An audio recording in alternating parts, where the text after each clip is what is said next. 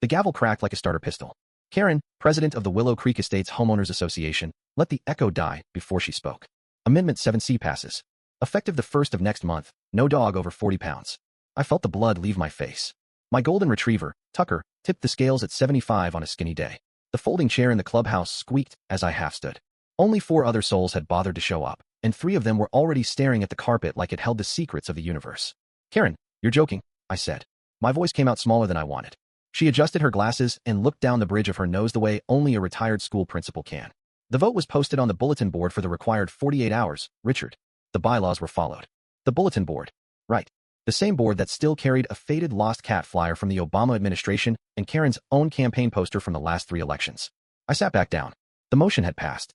Tucker had 30 days. 3 weeks later, I drove him north to my sister Ellen's place outside Richmond. He thought we were headed to the dog park, ears flapping, tongue lolling, pure joy. When I opened the door at Ellen's farm, he bounded out and tackled her border collie like they'd been separated at birth. He never looked back. I cried the whole 3 hours home. The condo was too quiet, the leash still hung by the door, and the latest HOA newsletter sat on the counter with Karen's smiling face above the headline. Your dues at work. A cleaner, quieter Willow Creek. That night, I poured a bourbon, stared at the leash, and made a promise to the empty room. They took my dog, Lord. Fine. I'll get a new emotional support animal. And they are really going to hate it. I didn't sleep for days. I became the kind of man I used to cross the street to avoid, unshaven, living on coffee and spite, surrounded by highlighters and an 80-page covenants, conditions and restrictions manual printed on both sides. I was on the last section, eyes burning, when I found the typo that changed everything. Article 9, Section D, prohibited animals. Any dog or cat exceeding 40 pounds. Any pot-bellied pig. Any venomous reptile. Any animal creating a demonstrable nuisance. That was it. They banned big dogs, pigs, and rattlesnakes.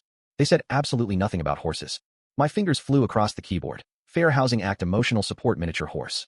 10 minutes later, I was on the phone with a farmer in Lancaster County named Amos. Got a little gelding named Winston, he drawled. 34 inches, 72 pounds, sweeter than molasses, but smarter than most people. Opens latches for fun. Registered service animal, papers included. Sold, I said. 2 weeks after that, a battered dual-axle trailer rattled into our cul-de-sac. Neighbors' curtains twitched like it was the 4th of July parade. Amos spat tobacco juice on the asphalt, handed me the lead rope, and took my envelope of cash without a single question about zoning. Winston stepped down the ramp, looking like a barrel with legs and a mullet.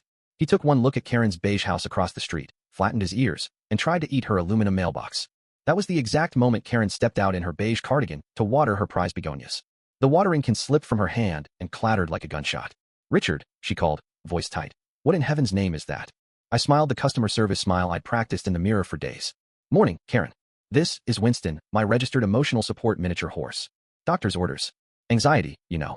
The loss of Tucker was traumatic. She marched across the street like a general. Winston lifted his tail and deposited a steaming pile the size of a birthday cake directly on her Garden of the Month plaque. Whoops, I said brightly. Looks like he's a little nervous. New place and all. Karen didn't speak. She turned on her heel, went inside, and slammed the door so hard her plastic flamingos wobbled. Life with Winston settled into a rhythm only a lunatic could love. 5 a.m. Hoof kicking on cedar walls. Wheelbarrows of manure. 3 different locks on the Dutch door of the garden shed, 2 local contractors, guys who'd also been fined by Karen for unauthorized truck drippage, had built for cash and revenge. Then came the Tuesday I'll never forget. I was on a Zoom call, shirt and tie up top, pajama bottoms below, when the side gate exploded. Winston discovered the main road, stopped traffic, and began licking road salt off a soccer mom's minivan. The police arrived in under 4 minutes. Officer Daniels had pulled a man in a Darth Vader costume off a mailbox once, but he admitted this was new. After I explained the Fair Housing Act, Karen's reign of terror, and the fact that Winston was technically under the weight limit if you didn't count personality, Daniels sighed, wrote nothing, and told me to buy a better latch before he had to write something creative. Karen's response arrived 3 days later, a cease and desist from a law firm that sounded like a Dickens joke. $200 a day, retroactive. Charges included malicious odor creation and unsanctioned equine atmospheric disturbance. That night, the emergency HOA meeting notice went out to every resident. Perfect. I bathed Winston in coconut shampoo, dressed him in the little blue vest that said emotional support, do not pet, and walked him into the clubhouse at 7 sharp. The room was packed. Somebody had brought popcorn. Karen was mid-sentence, lawyer on speakerphone, when the doors swung open.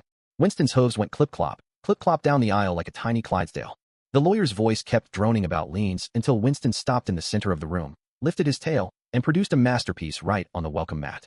The silence was sacred. Then Mr. Whitaker, 91 years old, Korean War vet, and the only person Karen had never dared fine, stood up with his cane. Karen, shut up, he said. You banned a golden retriever that used to bring me the newspaper when my arthritis acted up. You find my known for being too cheerful. This man brought a horse to a knife fight, and I for one am tired of living under a beige dictator. The room erupted. One by one people stood. The wind chime lady, the mailbox guy, the couple who painted their door the wrong shade of taupe by accident. Someone started chanting, "Vote. Vote." I raised my voice over the chaos. All in favor of repealing the dog weight limit. Every hand shot up.